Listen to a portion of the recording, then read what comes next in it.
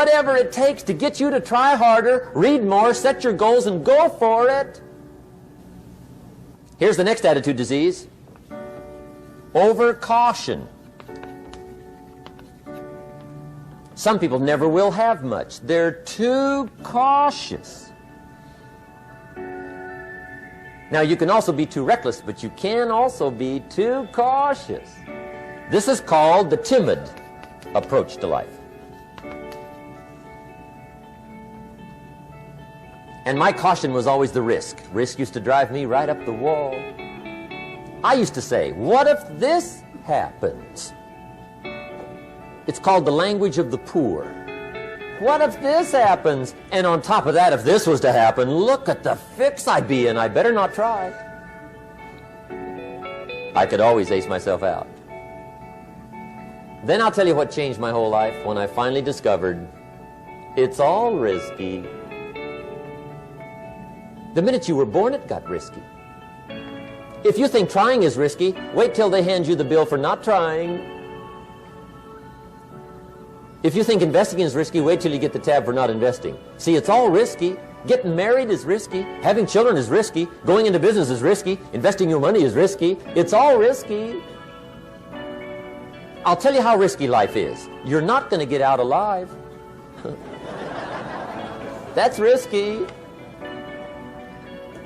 The Englishman says, well, if that's the way it's going to work out, let's give it a go. Right, that's what it's for. Give it a go. Somebody says, yeah, but I'm looking for safety and security. Fine, then huddle in a corner. We'll cover you with a sheet, bring you 3 meals a day. And we'll protect you, feed you, look after you, care for you. We won't let anything happen to you. And you'll probably live to be 100. The guy said, well, yeah, I'd live to be 100. But what a way to live. Right. What a way to live, safe and secure. Don't ask for security. Ask for adventure. Better to live 30 years full of adventure than 100 years safe in the corner. And see, it's not important how long you live. What's important is how you live. Here's the next attitude disease. We're almost through with this motley list. In fact, we're almost through. Hang on. The next one is pessimism. Pessimism, the deadly disease of always looking on the bad side, the problem side, the difficult side, checking all the reasons why it can't be done. The poor pessimist leads an ugly life. He doesn't try to figure out what's right. He tries to figure out what's wrong. He doesn't look for virtue. He looks for faults. And when he finds them, he's delighted. How ugly. This is the poor guy who looks through the window, doesn't see the sunset. He sees the specks on the window.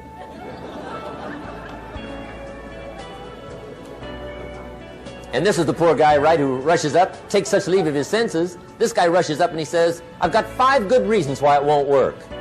He's so dumb he doesn't know all he needs 1. He's got 5.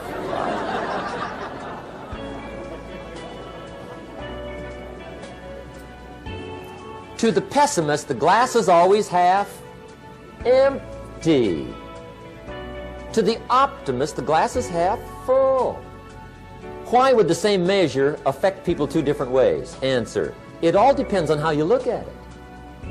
Our lives are mostly affected by the way we think things are, not the way they are. The way we think they are affects us most. There's a subject we don't have time to get into tonight called better thinking habits. One of the major things Shove taught me when I met him, he said, poor thinking habits keeps most people poor. Not poor working habits. Most people work hard, but they don't think hard. And Shove taught me that the mind is like a factory, a mental factory. And whatever you think about all day long pours ingredients into this mental factory. And that's what builds the economic, social, financial fabric of your life. He quoted me a Bible phrase that says, as you think, so you become. How awesome. When he talked about poor thinking habits, he had me. I used to start the day reading the morning newspaper. I mean, you can believe that or not.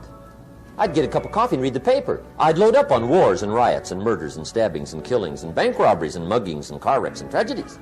I'd even read the back pages. I seem to like that stuff for some weird reason. I'd load up on all that, and then I'd start the day. You can imagine the kind of days I used to have. You walk around on your financial knees. They call you economic peewee.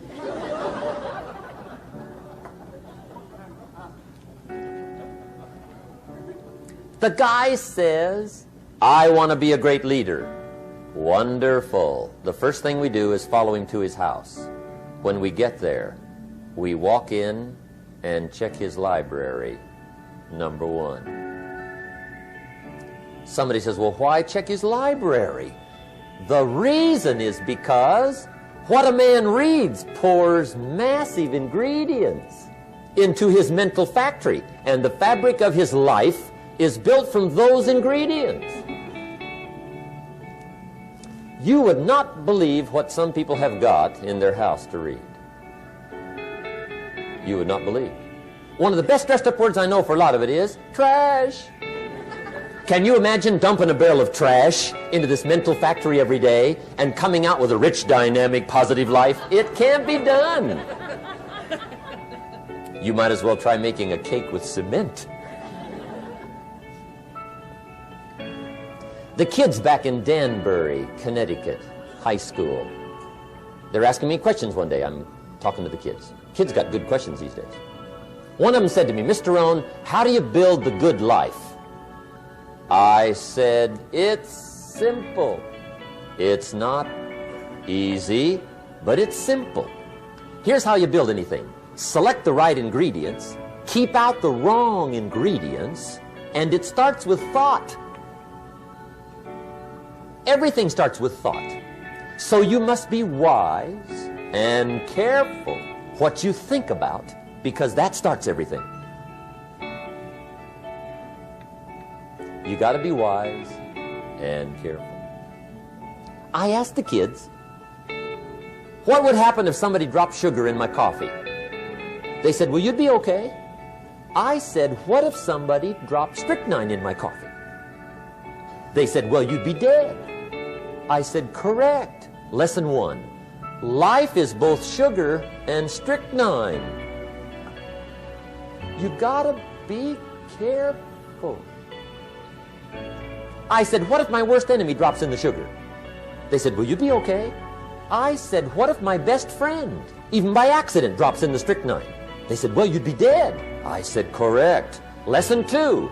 Watch your coffee.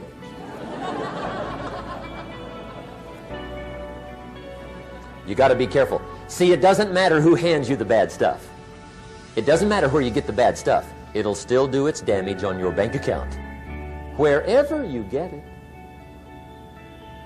Mr. Schoaf gave me one of the greatest phrases when I first met him, when he said, Jim, every day stand guard at the door of your mind.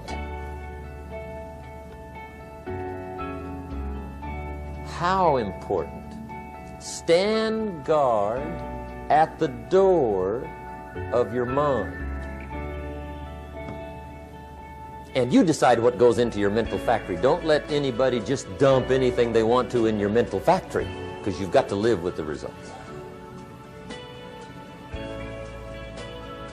Okay, here's the last disease, and we're through with this list. In fact, we're almost through. Hang on. The last subject is very brief. The last disease, but this one is deadly.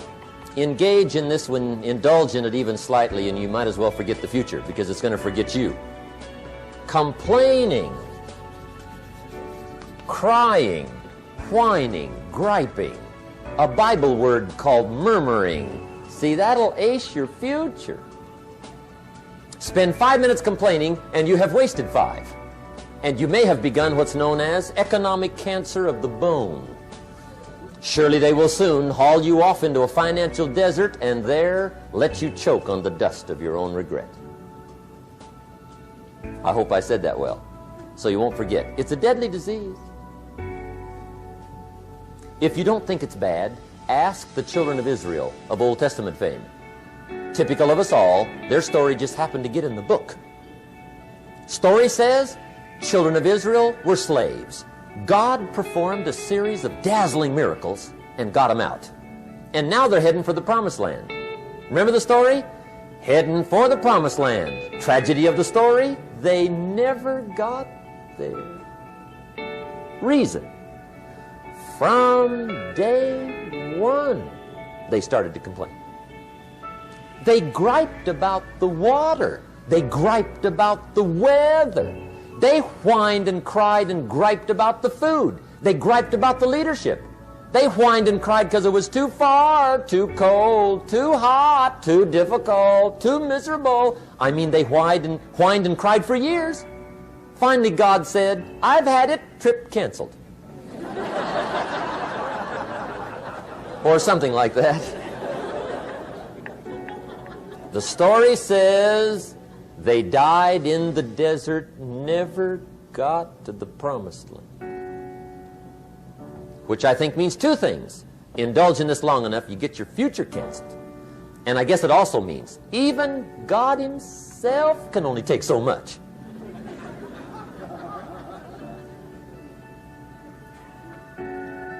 Okay. Just be on the lookout of the things that can destroy all the good you start. The war is on. And this evening, tomorrow, mentally, personally, socially, economically, you got to make sure you're winning the war. And this is part of it.